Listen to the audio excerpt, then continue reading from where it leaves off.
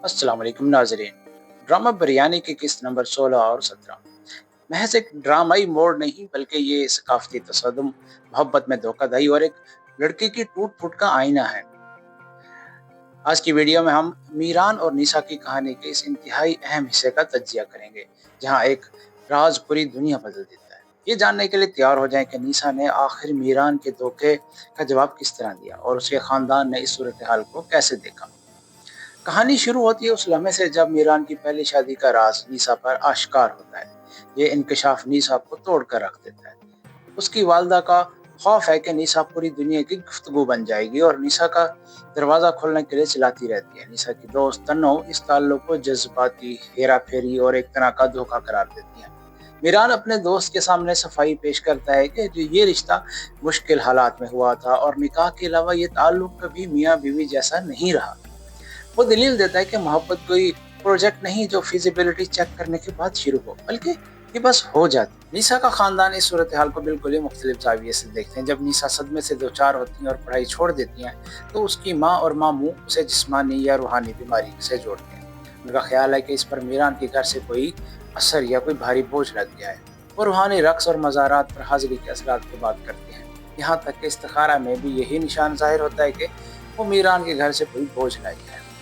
इस ड्रामे का सबसे अहम नुकता तबकाती और सकाफती तफावत है। निशा के मामू वाज़ेह करते हैं कि उनके माहौल और उनके आसपास दूसरी शादी का तस्वुर ही मौजूद नहीं। वो मजीद कहते हैं कि जागीरदाराना खानदान अपनी बेटियों की शादी खानदान से बाहर नहीं करते, ख़ास तौर पर अगर जायदाद में हिस्सा हो।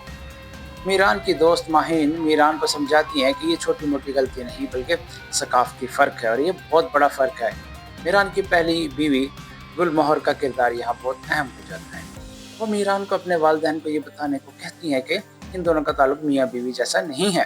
वो समझदार, नरम रफ्तार और शाइस्ता नजर आती हैं।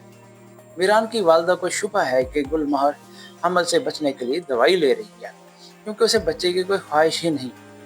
लेकिन वो ये भी तस्लीम करती हैं कि हारून जैसे बच्चे को पालना कोई आम औरत का काम नहीं।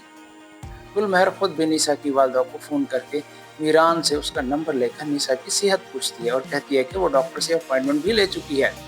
गुलमोहर का किरदार यहाँ मीरान को ये एहसास दिलाता है कि उसका रिश्ता सिर्फ नाम का था, पर वो ये बात तस्लीम करने के लिए तैयार है कि मीरान ने अपनी औरत, अपनी मोहब्बत निशा में तलाश कर ली है और निशा से हाथ जोड़कर इल्तिजा करती है कि वो मीरान को ना छोड़े।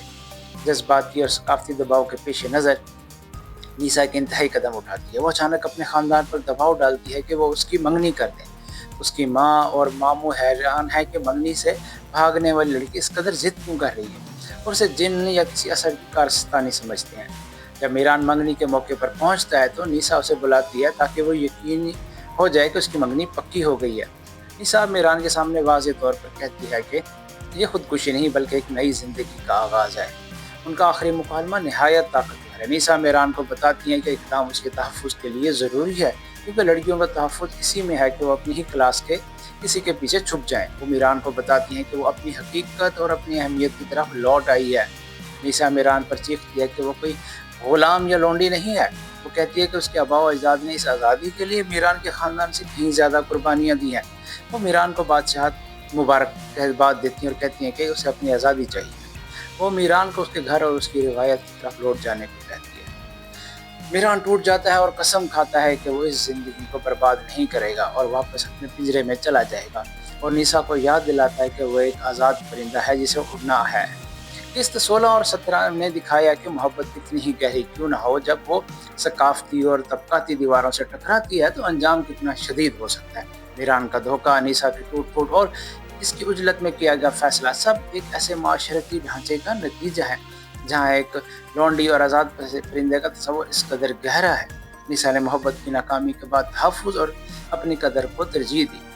ये एपिसोड नाजरीन को ये सोचने पर मजबूर करती है कि क्या मोहब्बत वाकई तमाम हैसियतों और सकाफ़तों को पार कर सकती है, या कुछ फ़र्क इतने बड़े होते हैं कि वो ज़िंदगी तबाह कर देते हैं। आपका क्या ख्याल है? क्या निशा का फैसला दुरुस्त था या मीरान के मौका मिलना चाहिए था? हमें कमेंट्स में ज़रूर बताएं। अगली वीडियो तक के लिए खुदा हाफिज़।